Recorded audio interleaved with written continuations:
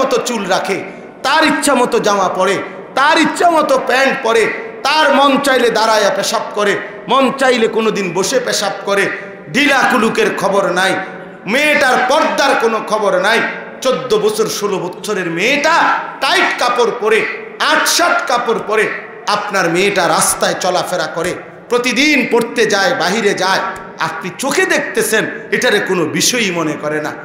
Tension একটাই, বালা একটা জামাই, মানে বালা মানে পয়সাওয়ালা, পয়সাওয়ালা। এবার খারাইয়া মতক নয়, আটটা মতক, এটা দেখার বিষয় না। পয়সা আসেনি ফোলার, এটা হলো দেখার বিষয়। ফোলার বাইক বিল্ডিং আছে কিনা, বাড়ির ভিত্তির টেলিভিশন কিনা, বাথরুম ভিত্তি কিনা। তাবশিরা রেকর্ডস। এই যে মসজিদের মনে করেন পানির ট্যাঙ্কি, 500 লিটারের পানির ট্যাঙ্কি, এই 500 লিটারের পানির ট্যাঙ্কিতে ওই যে গাজি ট্যাঙ্কি যেগুলোতে পানি নেয় আর কি, তো মনে করেন মোটর দিয়া পানি উঠাইছে, 499 লিটার পানি পুরাইছে, পবিত্র পানি, মোটরের পানি, ভালো পানি, ফ্রেশ পানি, আর 1 লিটার শুধু পেশাব দিছে। এই মিল্লা হয়েছে কয় লিটার? 500 লিটার। 499 লিটার হলো পবিত্র পানি, 1 লিটার হলো পেশাব। হ্যাঁ, তো এই হলো 500 লিটার। এখন এই দুইটা মিশাতে এই টাঙ্কির পানির ফলাফল মানে মাসআলা, এই ফতুয়া, এই পানির পাক নাফাকের ক্ষেত্রে ফতুয়া কি বলেন? সবাই বলেন। এটা আপনারা বুঝছেন কিনা বলেন? তাহলে বোঝা গেল ভালো এবং মন্দ দুইটা যখন মিশে তখন ফলাফল আসে কোনটার? নিকৃষ্টটা, মন্দটা। এইটারে আরবিতে কয় নতিজা আরজালের, আরজাল মানে নিকৃষ্ট। ফলাফল আসে যেটা নিকৃষ্ট, ওইটার আলোটা। এই জন্য বুট এবং ওয়াজ দুইটা মিলাইলে ফলাফল আসবে শুধু বুট। হ্যাঁ হ্যাঁ, এটা গুরুত্বপূর্ণ কথা মনে রাখবেন। ফলাফল আসবে বাদাম, ফলাফল আসবে চটপটি, ফলাফল আসবে জুরানি। মানে আপনি জুরাইছেনও, ওয়াজও শুনছেন, পরে যখন আপনাকে জিজ্ঞাসা করবে কি শুনছেন, বলো ভাই কথা কইছি হুজুরে, ভালো কথাই মনে হয়েছে, কিন্তু আমি একটু জুরানি ছিল, বুঝছি না, কিছুই বুঝছেন না, গোড়ার ডিম, গোড়ার ঘাস, তাইলে কোনো ফায়দা হলো। এজন্য দয়া করে শতভাগ আল্লাহর কথার প্রতি মনোযোগী হওয়া এটা মুমিনের জিম্মাদারি। আল্লাহর কথা, ও আনা আখতারতুকা ফাসতামি' লিমা ইউহা। কোরআন শরীফে আছে আল্লাহ তাআলা মুসা আলাইহিস সালামকে বলছে ওই তুর পাহাড়ে, যে মুসা তোমাকে আমার কথা শুনবার জন্য আমি বাছাই করেছি। আনা আখতারতুকা, আমি তোমাকে বাছাই করেছি। ফাসতামি' লিমা ইউহা, অতএব আমি যেই ওয়াহি, আমার যেই কথাগুলো আমি এখন বলতেছি তুমি মনোযোগ দিয়ে শোনো। তাহলে এই যে বাপ আপনারা আসছেন, আল্লাহ বাছাই করে আনছেন। কে বাছাই করছেন? হ্যাঁ, আল্লাহ বাছাই করছেন আল্লাহর কথা শুনবার জন্য। অতএব এখন আমাদের দায়িত্ব আমাদের আল্লাহর কথা মনোযোগ দিয়ে শোনা। আল্লাহ আমাদেরকে তৌফিক দান করে, কবুল করে নেন। রাসূলুল্লাহ সাল্লাল্লাহু আলাইহি ওয়াসাল্লাম, আল্লাহ পাক রব্বুল আলামিন আমাদের জন্য সর্বশ্রেষ্ঠ নিয়ামত, এক মুমিনের জন্য, মুসলমানদের জন্য শ্রেষ্ঠতম নিয়ামত দিয়েছেন, প্রিয় নবী সাল্লাল্লাহু আলাইহি সাল্লামকে দান করছেন। কোরআনুল কারীমের সূরা আলে ইমরানের মধ্যে আল্লাহ তাআলা বলছেন, লাকাদ মান্নাল্লাহু আলাল মুমিনিনা ইজ বাআসা ফীহিম রাসূলাম মিন আনফুসিহিম। আল্লাহ বলে, মুমিনরা আমি তোমাদের উপরে সবচেয়ে বড় যেই দয়া করেছি, বিশেষ যেই অনুগ্রহ দয়া করলাম, সেটা হলো আমার রসুল, আমার সবচেয়ে প্রিয় বন্ধু, আমার কলিজার টুকরা, আমার হাবিব, আমার মাহবুব, আমার দোস্ত, আমি আমার রসুল মুহাম্মদ সাল্লাল্লাহু আলাইহি সাল্লামকে তোমাদের জন্য দান করলাম। সুবহানাল্লাহ। প্রিয় ভাই, এখান থেকে একটা জরুরি কথা, বাপ এবং কিশোর নওজোয়ান তোমরাও দোস্ত এটা বোঝা উচিত, এক মুসলমানের জীবনের সবচেয়ে বড় পাওয়া, সবচেয়ে বড় তৃপ্তি, সবচেয়ে বড় খুশি, সবচেয়ে বড় আনন্দ যে সে আল্লাহ রসুলকে পেয়েছে, সে আল্লাহ রসুল সাল্লাল্লাহু আলাইহি সাল্লামকে নবী হিসাবে পেয়েছে। অতএব আমাদের জীবনের সবচেয়ে বড় সফলতা এটা যে আমরা রসুল সাল্লাল্লাহু আলাইহি সাল্লামকে পেয়ে খুশি হওয়া। আফসোসের বিষয় হলো আমরা নওজোয়ান হই আর বৃদ্ধ হই, আমাদের সবার কলিজার ভিতরে ঢুকছে আজকে যে দুনিয়া পাওয়া, দুনিয়া অর্জন হওয়া, দুনিয়ার এই ভাত মাছ চাল ডাল, ঘর সংসার, খাট পালং সোফা ফার্নিচার, এই জিনিসগুলো অর্জন করা, এটাই বাপেও মনে করে সফলতা, ফুতেও মনে করে সফলতা। আফসোসের বিষয়, আজকে আমরা এখানেই পিছিয়ে গেছি। আমাদের লক্ষ্য উদ্দেশ্য চিনতে ভুল করছি আমরা, আমাদের মাকসাদ চিনতে আমরা ভুল করছি, বা আমাদের গন্তব্য চিনতে আমরা ভুল করছি। আল্লাহ তাআলা কোরআনুল কারীমে বারবার বলছে, মোমেন আরে তোমারে তো আমি দুনিয়ার জন্য বানাই নাই, তোমারে বানাইছি আখিরাতের জন্য, তোমারে বানাইছি সেজদার জন্য, তোমারে বানাইছি আমি আল্লাহ তাআলা জান্নাতের জন্য। কাদ আফলাহাল মুমিনুন, আল্লাহ তাআলা বলে সমস্ত মুমিন সফল। কেন সফল? আল্লাযীনা ইয়ারিসুনাল ফিরদাউস, তারাই হবে জান্নাতুল ফিরদাউসের অধিকারী। তাইলে মুমিনের মূল গন্তব্য কোথায়? জান্নাত। আমাদের মূল গন্তব্য জান্নাত, আখিরাত, পরকাল। আল্লাহ আমাদেরকে দুনিয়া ভোগ করার জন্য বানানি নাই। এজন্য আমার শায়েখ আল্লামা মুফতি মুশতাকুন নবী কাসেমি হুজুর সব সময় মুনাজাত করলে বলে, যায় আল্লাহ আপনি আমাদেরকে দুনিয়া দেন বকদরে জরুরত, আল্লাহ সামান্য যেটুকু হইলে প্রয়োজন সারে এটুকুই দুনিয়া দেন, আর আখিরাত দেন আপনার শান অনুপাতে। আপনি যত বড় আপনার জান্নাত দিবেন তত বড়, আপনার শান অনুপাতে দিবেন। এজন্য এই কথাটা আজকে ইউরোপিয়ানরা, আমেরিকানরা, ইহুদিরা, খ্রিস্টানরা, ইসলাম বিরোধীরা, আজকের আধুনিকতার এই লেবাসধারীরা, তাদের মূল স্লোগান, তারা আমাদেরকে কলিজার মধ্যে কথা অব্যাহত প্রচারণা করে করে বুঝাইছে যে আপনি এবং আপনার সন্তানের জীবনের মাকসাদ দুনিয়া উপার্জন, দুনিয়া উপার্জন। এই জন্য কোনো বাবা তার ছেলে মেয়েকে নিয়ে সফল তখন মনে করে যখন কামাই রোজগারি করে। কামাই রোজগারি করে না তো সে ব্যর্থ মনে করে, ব্যর্থ মনে করে। তিন ছেলেই টাকা পয়সার ভালো কামাই করে, মাশাআল্লাহ ছেলেগুলো কামে লাগছে, ছেলেগুলো কামে লাগছে। মেয়ে তিনটাই পয়সাওয়ালা জামাই, টাকা পয়সাওয়ালা জামাই, ছেলের কাছে বিয়ে দিতে পারছে, হ্যাঁ মেয়েগুলো কামে লাগছে। তার মানে টাকা, সম্পদ, এটাই মূল মাকসাদ মনে করছে। ইউরোপের স্লোগান এটা, বস্তুবাদের স্লোগান এটা, পুঁজিবাদের স্লোগান এটা, ক্যাপিটালিজমের স্লোগান এটা। আজকের গোটা ইউরোপ এটাই বলতে চায়, বেঈমানরা সব এটাই বলতে চায় যে ম্যান ইজ ইকোনমিক্যাল অ্যানিম্যাল, মানুষ একটা অর্থনৈতিক প্রাণী। তাদের বক্তব্য এটা, কাফেরের কথা এটা, যে মানুষ উপার্জন করার মতো উপার্জনকারী একটি প্রাণী। অর্থাৎ মানুষের জীবনের মাকসাদই হলো রোজগার, উপার্জন, উপার্জন। অথচ আল্লাহর কসম, মহান আল্লাহ পাক রব্বুল আলামিন বলেন, বান্দা আমি তোমাদেরকে বানাইছি একমাত্র মাকসাদ আমার গোলামি, আমার ইবাদত, আমার বন্দিগির জন্য। তাহলে এখানে দেখেন দৃষ্টিভঙ্গির তফাৎ, এখানে বিশাল বড় ফারাক, ব্যবধান। যার কারণে আজকে যদি আমরা আমাদের আল্লাহর কথা বুঝতাম যে আল্লাহ তাআলা আমাদেরকে বানাইছেন ইবাদতের জন্য, সেজদার জন্য, নামাজের জন্য, আল্লাহকে মানার জন্য, আখিরাতের প্রস্তুতি নেওয়ার জন্য। নাবতালিহি, কোরআনে আল্লাহ বলছে বান্দা আমি সৃষ্টি করেছি কেন? পরীক্ষা করার জন্য। ওয়া নাবলুকুম, পরীক্ষা করার জন্য। লিয়াবলুয়াকুম, পরীক্ষা করার জন্য। লিনাবলুয়াহুম, পরীক্ষা করার জন্য। ওয়ালা নাবলুয়ান্নাকুম, পরীক্ষা করার জন্য। এই এক কথা আল্লাহ কোরআনে বারবার বলছে, বান্দা পরীক্ষার ঘর, দুনিয়া দারুল ইমতিহান, দুনিয়া পরীক্ষার হল, আখিরাত দারুল জাযা, ফলাফলের ঘর। এখানে মেহনত করবা, ওইখানে পুরস্কার নিবা। এখানে গোলামি করবা, ওইখানে প্রতিদান নিবা, ওইখানে প্রতিদান নিবা।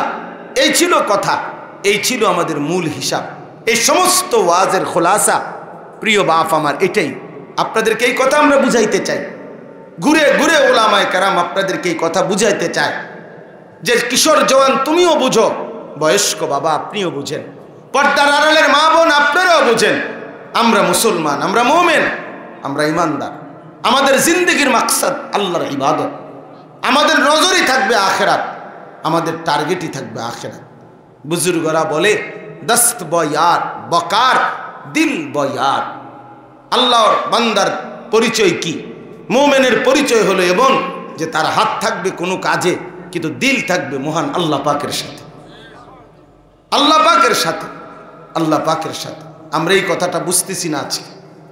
আমরা চোখের সামনে দেখেন একজন বাবা তার 16 বছরের 18 বছরের ছেলেটা কিভাবে উপার্জন করবে, হেতে কি ব্যবসা করলে ভালো হয়, না কৃষি করলে ভালো হয়, নাকি পড়ালেখা করলে ভালো হয়, পড়ালেখা করলেও আবার কোন লাইনে পড়লে ভালো হয়, কি ডাক্তারি পড়লে ভালো হবে, না ইঞ্জিনিয়ারি পড়লে ভালো হবে, না আইন পড়ালেখা করলে ভালো হবে, এটা নিয়ে তার পেরেশানির কোনো অন্ত নাই। টাকা রোজগার করতেছে না, পয়সা কামাই করতেছে না, বা কেমনে করলে ভালো পয়সা, ভালো চাকরি, ভালো রোজগার হবে, এই নিয়ে বাবা মা দিনের পর দিন ভাবে, অন্যদেরকে নিয়েও পরামর্শ করে। কিন্তু 16 বছরের ছেলেটা মুসলমান, 14 বছরের ছেলেটা মুসলমান, আরে বাবা মেয়েটা মুসলমান, কিন্তু আপনার মুসলমান ছেলে বাবা মা মুসলমান হওয়ার পরে বাপ মা জীবিত আপন ঘরে ঘুমাইয়া 16 বছরের ছেলেটা খোদার 365 দিনে এক বছরে কোনো দিন ফজরের নামাজ পড়ে না কোনোদিনও, অথচ তার বাবা জীবিত, মা জীবিত, ছেলেটা মুসলমানের ঘরে ঘুমায়। আরে বাপ, মুসলমানের ঘরে, ইমানদারের ঘরে এত বড় জানোয়ার কেমনে ঘুমায়? এটা তো মানুষের বাচ্চা না, বেনামাজি এটা তো মানুষের বাচ্চা না, এ তো মুসলমানের বাচ্চা না, এ তো মুসলমানের বাচ্চা না, এ তো জানোয়ার, এ তো হাইওয়ান, এ তো চতুষ্পদ জন্তু। কোরআনুল কারীমের মধ্যে আছে ফাআতবাআহু শাইতান ওয়াত্তাবাআ হাওয়াহু ফামাসালুহু কামাসালিল কালব। কোরআনের আয়াত, আল্লাহ বলে শয়তান যার পিছে লাগছে আর মনের ইচ্ছা মতো যে চলতেছে তার উদাহরণ কুত্তার মতো। কোরআনের শব্দ ফামাসালুহু কামাসালিল কালব। কালব অর্থ কি বলেন না কেন? তো কুত্তার মতো, তো কুকুরের মতো বেটা, নাফরমান তো কুত্তার মতো,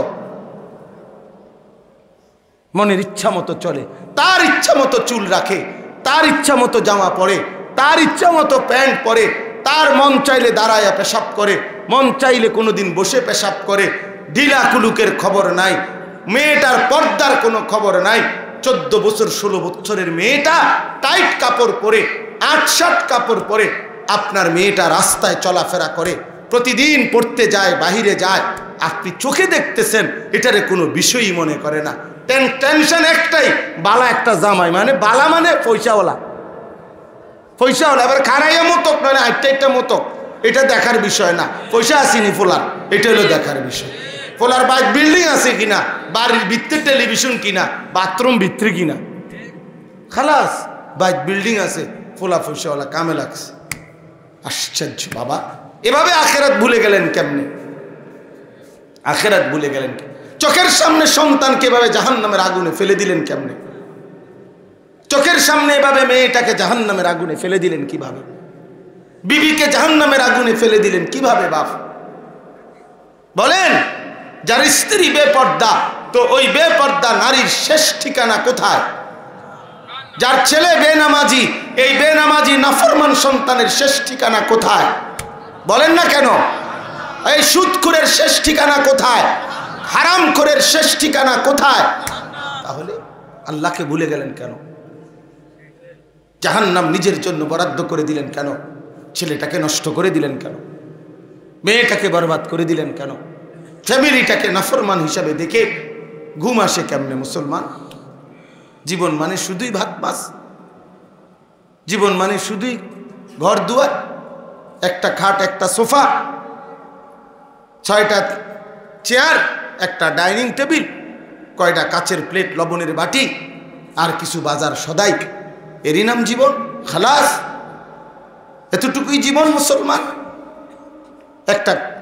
এক সেট সোফা বানাইলেন, 6টা চেয়ার বানাইলেন, একটা টেবিল বানাইলেন, 2টা খাট বানাইলেন, 2টা আলমারি বানাইলেন, একটা 4 রুমওয়ালা ঘর বানাইলেন, নিচে কদ্দুর টাইলস লাগাইলেন, ভিতরে একটা বাথরুম করলেন, হ্যাঁ, 1 ডজন কাচের প্লেট, নুনের বাটি, চায়ের কাপ কিনলেন, আর ফাঙ্গাস, তেলাপিয়া, ফার্মের মুরকা, কক মুরকা, আর এই দুন্দুল করলা, এগুলা দিয়া দুগা ভাত তরকারি খাইতেছেন।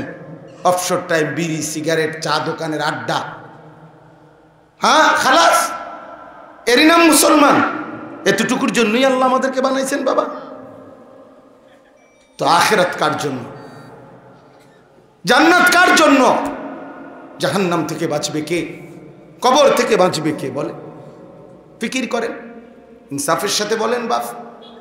এজন্য প্রিয় বাপ আমার, ভাই আমার, বন্ধু আমার, আমি আপনাদেরকে পছন্দ করি, মহব্বত করি, আপনারাও আমার করে মহব্বত করেন। কিন্তু মহব্বত তখনই সার্থক হয়, ভালোবাসার নিয়ম হলো আপনি যদি আল্লাহকে ভালোবাসেন, আপনি যদি রসুল্লাহ সাল্লাল্লাহু আলাইহি সাল্লামকে ভালোবাসেন, আপনি যদি কোরআনকে ভালোবাসেন, আপনি যদি ইসলামকে ভালোবাসেন, খোদার কসম, আল্লাহর কসম, ভালোবাসা অনুসরণকে দাবি করে। ভালোবাসা কাকে দাবি করে বলেন না বাপ? ভালোবাসলে অনুসরণ করতে হয়, অনুসরণ করলে ভালোবাসা প্রমাণিত হয়। এই কথাটা মুখস্থ করে যাইতে পাইছে। ভালোবাসলে অনুসরণ করতে হয়, এই কথাটা কোন? অনুসরণ করলে ভালোবাসা প্রমাণিত হয়। এবার বুঝছেন কি? আমি তাকে ভালোবাসি, তাকে অনুসরণ করতে হয়। আর অনুসরণ করে যাকে, সে এটাই প্রমাণ করে সে তাকে ভালোবাসে, সে তাকে ভালোবাসে। তাহলে আমরা যদি আল্লাহকে ভালোবাসি, আমাদের প্রিয় নবী সাল্লাল্লাহু আলাইহি সাল্লামকে ভালোবাসি, তো জিন্দিগি তো এমন হওয়ার কথা না বাপ।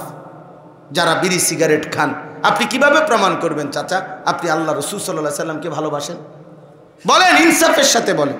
এই চাচা, বিবেককে প্রশ্ন করে বলেন, আল্লাহর দোহাই দিয়া বলেন, আপনি কেমনে প্রমাণ করবেন? আল্লাহর নবী সাল্লাল্লাহু আলাইহি সাল্লাম জীবনে কোনোদিন দুর্গন্ধ পছন্দ করতেন না। নবী সাল্লাল্লাহু আলাইহি সাল্লাম কাঁচা পেঁয়াজ, কাঁচা রসুনের গন্ধ সইতে পারতেন না।